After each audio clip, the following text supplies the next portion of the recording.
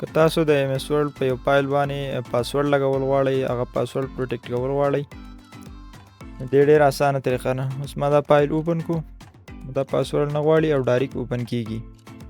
که تاسو په دې پاسورډ لګول غواړئ، دې ډېر اسانه طریقه. تاسو به ټاپ لیفټ کې چې کوم تاسو ته ښکاري فایل، په دې فایل باندې وکلیک کړئ.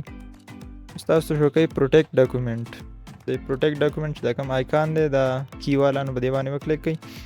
لاندې سیکنډ نمبر ته راشئ انکریپټ وذ پاسورډ، دې باندې وکلیک کړئ. تاسو ته شو کوي چې پاسورډ انټر کړئ.